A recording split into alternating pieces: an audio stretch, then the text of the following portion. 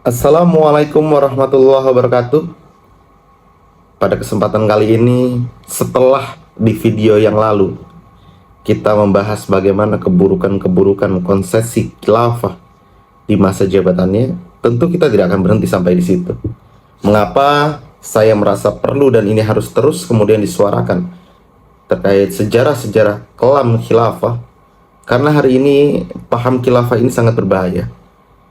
Pada kesempatan kali ini kita akan membahas dan membantah sekaligus narasi yang dibangun oleh kelompok Hizbut Tahrir misalnya dan para pengasung khilafah lainnya yang selalu mengatakan bahwasanya resolusi dari sebuah kasus tindak pidana korupsi yang ada di seluruh dunia, bukan hanya di Indonesia, mereka mengatakan adalah dengan tegaknya daulah khilafah Islamiyah.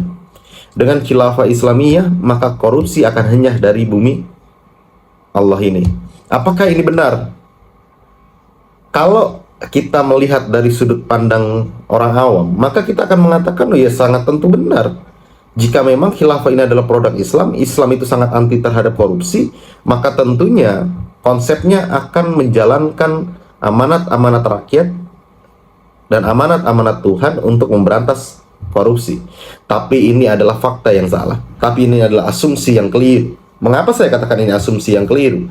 Pertama, saya mau tegaskan bahwa di era kekhilafahan pun, di era di mana konsep disebut dengan khilafah itu berjaya, yaitu misalnya kita sebut adalah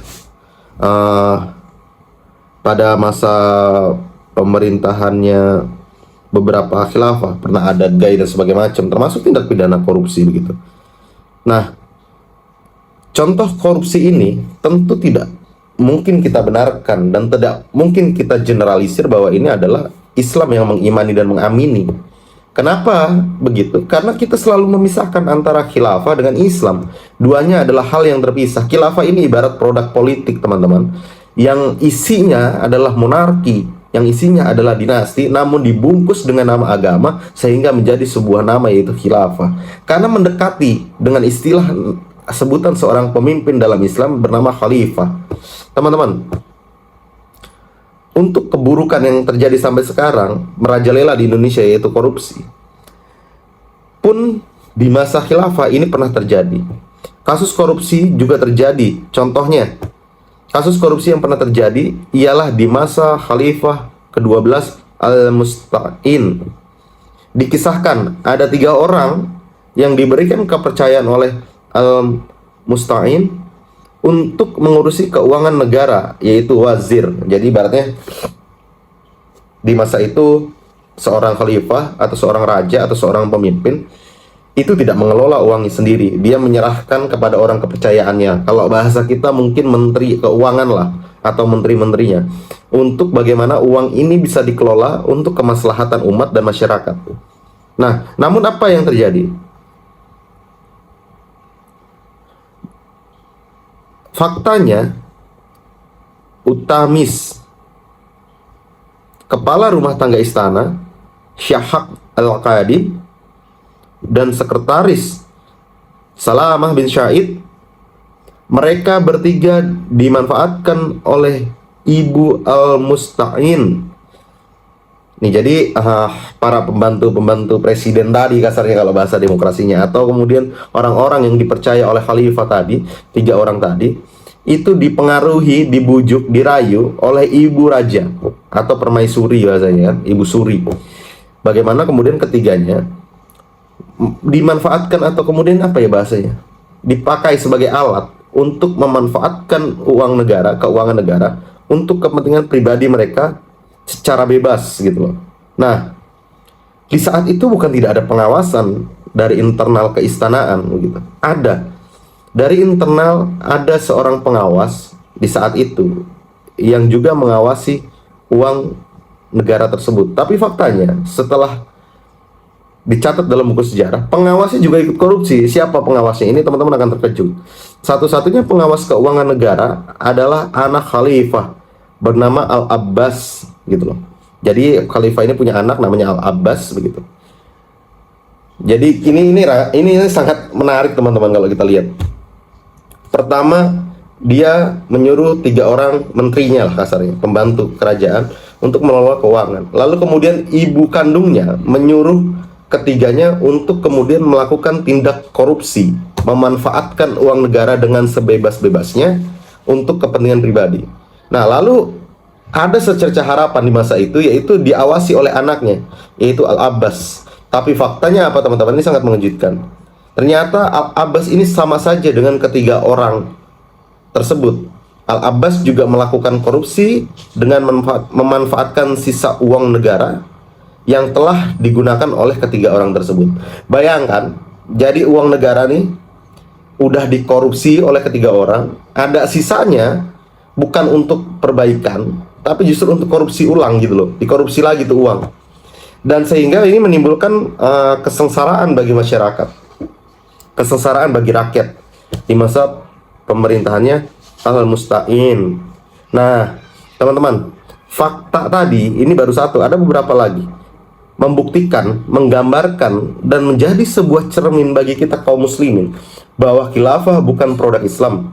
Tidak mungkin kemudian Tuhan atau Allah Subhanahu wa Ta'ala menciptakan suatu sistem yang kemudian konsepnya ini adalah untuk kemaslahatan umat, lalu dipercayakan kepada orang yang tidak amanah, bahkan melanggar syariat-syariatnya.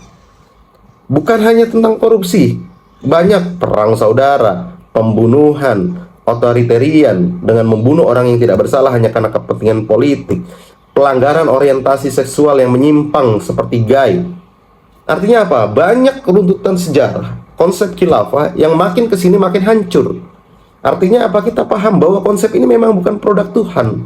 Tidak mungkin kemudian Tuhan menciptakan suatu produk yang ini untuk kemaslahatan orang banyak, lalu konsepnya ini berantakan, dipimpin oleh orang yang berantakan, dipimpin oleh orang yang tidak amanah, yang tidak menjalankan Al-Quran dan Sunnah. Ini kan mustahil. Kalau kita masih kekeh mengatakan, ngeyel bahwa khilafah adalah produk Tuhan, maka kita telah menistakan Allah itu sendiri. Berarti kita mau mengatakan Allah ini lepas kontrol atas apa yang ia ucapkan atau ciptakan. Bagaimana kemudian Allah berfirman saja, kalamullah Quran itu dijaga hingga akhir zaman, tidak bisa dirubah, tidak bisa ditambah, tidak bisa dikurang. Itu yang pertama. Yang kedua, bagaimana kewajiban kita terkait sholat dijaga hingga akhir masa. Kalaupun ada yang bilang, oh sholat ini nggak wajib dan apa, itu hanya segelintir kelompok-kelompok yang menyimpang. Tapi pada faktanya, sholat dan kewajiban-kewajiban lainnya seperti Al-Quran yang harus kita imani tidak pernah berubah. Kenapa? Ini memang ciptaan Allah, Allah menjaganya langsung. Artinya apa? Khilafah ini bukan kewajiban, bukan hal yang harus kemudian diwajibkan diterapkan. Karena faktanya dalam perebutannya kekuasaan di masa-masa yang disebut dengan tanda kutip khilafah, ini terjadi banyak gejolak, perang saudara, pembunuhan, dan sebagainya macam. Tidak mungkin kemudian Allah membuat satu sistem lalu mengorbankan umatnya untuk berperang atas apa yang ia ciptakan. Jadi kita harus tetap waspada, kita harus tetap memahami, dan kita harus tetap bahasanya, simpati terhadap kondisi bangsa ini. Kalau kita bicara dunia keseluruhan ini terlalu luas. Tapi kita bicara bagaimana negara ini, bahwa kita harus menjaga negara ini dari paham-paham yang ingin merongrong Pancasila dan NKRI. Saya mau tegaskan bahwa Pancasila adalah miniatur dari Piagam Madinah. Bagaimana bentuk toleransi antar umat beragama ditata, diatur, dan dirangkai sedemikian rupa sehingga menjadi Pancasila. Kita hidup dalam kebinekaan, kita harus menjaga Bhinneka Tunggal Ika. Kita hidup dalam NKRI, kita harus menjaga negara kesatuan Republik Indonesia. Semua agama sama mengajarkan kebaikan bagi dia yang mengimani. Tapi bayangkan ketika khilafah ingin diterapkan, banyak janji-janji manis seperti persatuan dan kesatuan, faktanya tidak. Jangankan menyatukan orang yang berbeda agama, sesama agama saja terjadi perperangan saudara, seperti contoh perang Siffin dan yang lainnya. Terima kasih, cukup sekian, ada kurang lebihnya saya mohon maaf. Jangan lupa like, komen, dan subscribe. Untuk komen-komennya silahkan, insya Allah akan saya balas. Ada masukan dan kritik silahkan di komen, insya Allah saya balas. Bagi yang tidak terima silahkan komentar, insya Allah kita bisa diskusi. Sesungguhnya kebaikan datang dari Allah dan kesalahan datang dari saya pribadi. Akhirul kalam, billahi fisabilil haq. Assalamualaikum warahmatullahi wabarakatuh.